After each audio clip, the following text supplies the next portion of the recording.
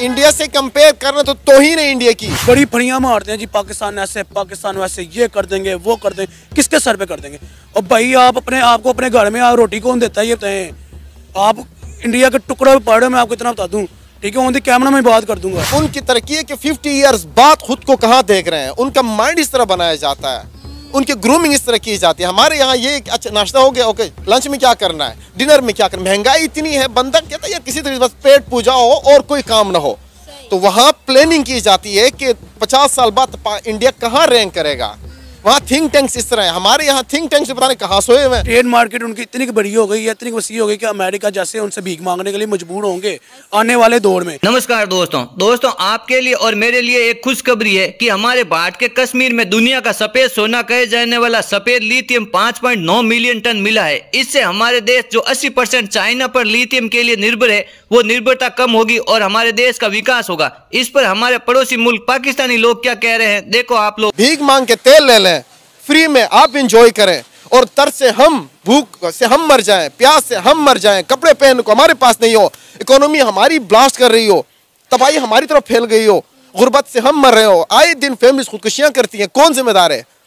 जिस मुल्क के अंदर ये हो तो उसका जिम्मेदार वही होता है जो मुल्क को रन कर रहा होता है। आपका supreme leader, your prime minister right now is responsible. लेकिन फिर हम बात करते हैं कि सब कुछ किया धरा इंडिया का है। इंडिया पाकिस्तान को तरक्की नहीं करने दे रहा, इंडिया पाकिस्तान को आगे जाता हुआ नहीं देख सकता। और फिर हम जब बात करते हैं तो हम कहते हैं कि इंडिया में तो पाकिस्तान से ज़्यादा गुर्बत है। मतलब हमने अपने घर को नहीं देखना, हमने दूसरे घर को देखना और ब्लेम गेम शुरू कर देनी है। अगर यही हालात रहे ना तो इंडिया वैसे चांद तक पहुंचा है, हमने कोशिश भी नहीं की है।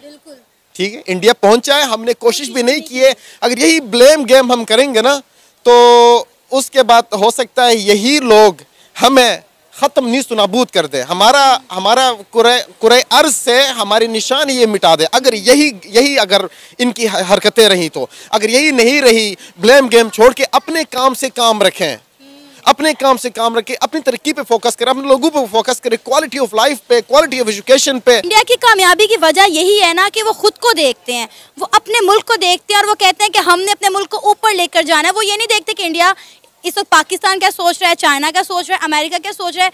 उन्होंने अपने आप को रजिस्टर करवाना है पूरी दुनिया में और वो इसी जद्दोजहद में लगे हुए हैं। मेरा ख्याल है अगर आप और मैं यहाँ पर खड़े हुए इंडिया की इकॉनमी में बात कर रहे हैं तो इंडिया अपने मकसद में कामयाब हो चुका है।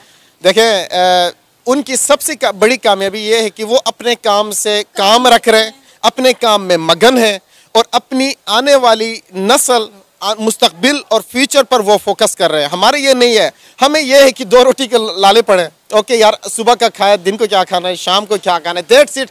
अगर हमारी सोच आज और कल पे हो तो हमारी तरक्की तनज़ुली की तरफ जाएगी, मनफी में जाएगी। और उनकी तरक्की है कि 50 इयर्स बाद खुद को कहाँ देख रहे हैं, उनका माइंड इस तरह बनाया जाता है, उनकी ग्रूमिंग इस तरह की जाती है। हमारे यहाँ ये अच्छा नाश्ता हो गया, ओके लंच में क्या करना है, डिनर में क्या करना है, महंगाई इतनी है, बंदा कहता है यार किसी तरह बस पेट पूजा हो और कोई काम ना हो। तो वहाँ प्लानिंग की जाती है कि 50 साल बाद इंडिया कहाँ रैंक करेगा। वहाँ थिंक टैंक्स इस तरह है, हमारे यहाँ थिंक टैंक्स पता नहीं कहाँ सोए हुए हैं, उठ के सामने आए, कोई बात करे, ये इनसे हो नहीं रहा। तो तरक्की की बजाय तनज़्ज़ुली की तरफ तो हम जा रहे हैं। इंडिया से कंपैरिजन करना तौहीन है उनकी, हमारी नहीं, उनकी तौहीन है। हम तो ऑलरेडी एक इस तरह के स्लोप की तरफ जा रहे हैं कि हमारी तरक्की जो ऊपर जानी चाहिए वो डिक्लाइन कर रही है। माइशत यूँ नीचे आ रही है, इकोनॉमी यूँ आ रही है, इन्फ्लेशन यूँ बढ़ रही है। तो जब इन्फ्लेशन और आपका सोर्स ऑफ इनकम इक्वल ना हो कि फॉर एग्जाम्पल $100 आज आपकी सैलरी है, इन्फ्लेशन 100% है तो 200% इन्फ्लेशन हो गया, आप $100 ही आपको सोर्स ऑफ इनकम है, तो वहाँ पे हमेशा से आप भूख के अलावा आप किसी चीज़ पे फोकस नहीं करेंगे। के बाद उनकी इंपोर्ट एक्सपोर्ट की बात करें, कौन सी कंट्री है जो उनके साथ इंपोर्ट एक्सपोर्ट नहीं करना चाहती? ओवरऑल वर्ल्ड की बात करूँ, ना कि सिर्फ उनके नेबरिंग कंट्री की बात करूँ, ओवरऑल वर्ल्ड की बात करूँ, कौन सी कंट्री ऐसे जो उनके साथ ट्रेड नहीं करना चाहती? यहाँ तक कि ताइवान ने आईफोन का जो अपने प्लांट है वो स्विच कर, सेमीकंडक्टर तक की फैक्ट्री ताइवान से उठकर इंडिया में शिफ्ट हो गई है। एक्जैक्टली, इतनी सी चिप होती है वो भी इंडिया में स्विच हो रही हैं।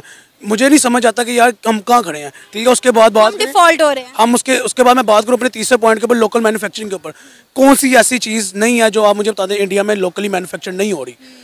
वहाँ की गाड़ियाँ वहाँ पे इन लोकली मैन्युफैक्चर्ड है। आईफोन जो यहाँ पे पाकिस्तान में किसी दौर में 1.5 लाख रुपए का इजीली मिल जाता था, अब 5.5 लाख रुपया मिनिमम अमाउंट, यानी कि आप अपना गुर्दा बेच दो और आईफोन ले लो। ठीक है, गुर्दा भी इतने का नहीं बिकना, आईफोन ज्यादा महंगे। मैं वही बात करूँ, आप अपना गुर्दा भेज दो और आईफोन ले लो। एक मुहावरतन मैंने बात किया, ठीक है। ऐसे इंडिया की लोकल मैन्युफैक्चरिंग की बात करूँ ना मैं, वो टाटा महिंद्रा नैनो ये सारा कुछ अपने वहाँ पे लोकली मैन्युफैक्चर कर रहे हैं। Same specs, same shape, same चीज़ें। पाकिस्तान में 27 लाख रुपए की और इंडिया में 2 लाख 3 लाख 5 लाख, बस इससे ज़्यादा रेट नहीं है। पाकिस्तान में हम बड़ी फड़ियाँ मारते हैं जी, पाकिस्तान ऐसे, पाकिस्तान वैसे, ये कर देंगे, वो कर देंगे, किसके सर पे कर देंगे? और भाई आप अपने आप को अपने घर में रोटी कौन देता है ये बताएं? आप इंडिया के टुकड़ा पड़ रहे हो, मैं आपको इतना बता दूँ, ठीक है। ऑन द कैमरा में बात कर दूंगा, ठीक है। क्यों? इनडायरेक्टली आप दुबई से अगर कोई चीज़ मंगाते हो, इनडायरेक्टली वो इंडिया से चीज़ दुबई से होके आ रही है। अमेरिका से आप मंगाते हो, वो इनडायरेक्टली इंडिया से जा रही है अमेरिका को, और अमेरिका से पाकिस्तान में आ रही है।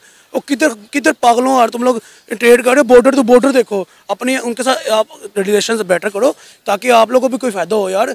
हम पाकिस्तान की बका के लिए, पाकिस्तान की डेवलपमेंट के लिए बात कर रहे हैं, ना कि हम अपने ये देख रहे हैं कि जी वो दुश्मन मुल्क है या नेबरिंग कंट्री है। इस चीज़ को छोड़ दो, फक ऑफ। बस आप ये देखो पाकिस्तान किस तरह ऊपर आएगा, जैसे इंडिया दे रहा है कि पाकिस्तान अपना इंडिया किस तरह ऊपर आएगा, चाहे वो इजराइल है, चाहे वो तुर्की है, चाहे वो कोई मुस्लिम कंट्री है, चाहे कोई हिंदू कंट्री है, नहीं मैटर करता। सिर्फ ये मैटर करता है आपकी कंट्री कैसे ऊपर आएगी। दोस्तों, कश्मीर के रियासी जिले में भारत को व्हाइट सोना, व्हाइट लिथियम 5.9 मिलियन टन का बड़ा भंडार मिला है। इससे पहले भारत अपनी जरूरत का 80% लिथियम आयन बैटरी का इंपोर्ट करता था, लेकिन अब भारत कश्मीर में लिथियम मिलने से इलेक्ट्रिक कार मार्केट में भारत में क्रांति आएगी और जो प्रदूषण उससे मुक्ति मिलेगी। इसके अलावा जो दूसरे देशों पर भारत पेट्रोल और डीजल पर निर्भरता थी वो कम होगी। इसके अलावा इलेक्ट्रिक बैटरी, इलेक्ट्रिक स्कूटर की battery, mobile battery, laptop battery, power bank की बैटरी, ये सब बैटरियां भारत में बनेगी तो लोगों को समय पर मिलेगी, भारतीय लोगों को रोजगार मिलेगा, कश्मीर के लोगों को भी रोजगार मिलेगा और कश्मीर डेवलपमेंट होगा। इसके अलावा लिथियम महंगा होने से जो बैटरियां पिछले 2 से 3 साल में महंगी हुई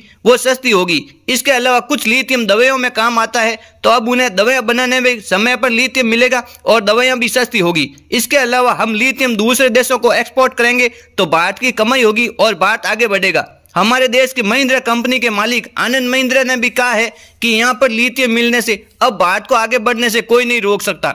इसके अलावा नितिन गडकरी साहब ने भी कहा है भारत इस लिथियम का सही यूज करेगा तो दुनिया का सबसे बड़ा इलेक्ट्रिक व्हीकल सेगमेंट में सबसे बड़ा ऑटोमोबाइल एक्सपोर्टर बन जाएगा। अगर पूरी दुनिया में लिथियम की बात करें तो 98% है, उसमें से एक नंबर पर बोल्विया में 21 मिलियन टन, दूसरे स्थान पर अर्जेंटीना 20 मिलियन टन, तीसरे स्थान पर अमेरिका 12 मिलियन टन, चौथे स्थान पर चिली में 11 मिलियन टन, पांचवें स्थान पर ऑस्ट्रेलिया में 7.9 मिलियन टन, छठे स्थान पर चाइना में 6.8 मिलियन टन। अब हमारे कश्मीर में लिथियम मिलने के बाद भारत दुनिया में 7वें स्थान पर लिथियम में आ गया और यूएस के अनुसार भारत दुनिया में सेकंड लिथियम होल्ड करने वाली कंट्री बन गया। इसके अलावा भारत दुनिया में चौथे स्थान पर था लिथियम आयात करने में।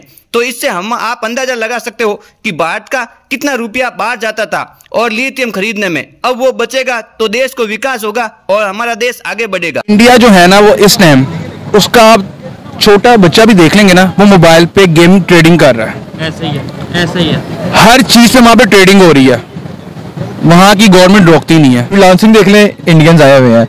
आप टेक्नोलॉजी देख लें, इंडियंस आए हुए हैं। आप कोई भी ऐसा शोबा उठा लें जिसके अंदर आपको कहें कि जी बिजनेस है, इंडियंस है। मैं बेसिकली यूएई में होता हूँ तो वहाँ पर भी आप देखें जो सबसे बड़ा ग्रुप है मार्केटिंग का, लुलू नाम है उसका जो ऑनर है वो इंडियन है। इंडियंस हैं वो हमसे 50 to 60% आगे निकल चुके हुए हैं। किस हवाले से? सोच एजुकेशन के हवाले से, स्पोर्ट्स के हवाले से, हर एक्टिविटी के हवाले से, एंटरटेनमेंट, हर चीज से वो आगे निकल चुके हुए हैं। वो आगे कैसे निकले हैं मेरे भाई? वो आगे इसलिए निकले कि वहाँ पर लोगों को ना कोई भी काम करते हैं ना वहाँ पर लाइफ पुलिंग नहीं होती। ये चीज मैं एग्री करता हूँ। वहाँ पर लाइफ पुलिंग नहीं होती। अगर आप रेडी भी लगा रहे हैं तब भी आपकी उतनी ही वैल्यू है। अगर उसी रेडी से अपना कारोबार कर लेंगे ना या अपना रेस्टोरेंट डाल लेंगे तब भी आपकी उतनी वैल्यू होगी। तो वहाँ पर इंसान को ना वर्थ जाती है आगे, ना कि उसको नकारा और सपोर्ट जाता है। तो आप लोग मुझे कमेंट कर बताना ये खबर आप लोगों को कैसी लगी। अगर खबर अच्छी लगी हो तो मेरे चैनल को लाइक करना, शेयर करना और सब्सक्राइब करना। मैं मिलता हूँ ऐसी एक इंटरेस्टिंग वीडियो में।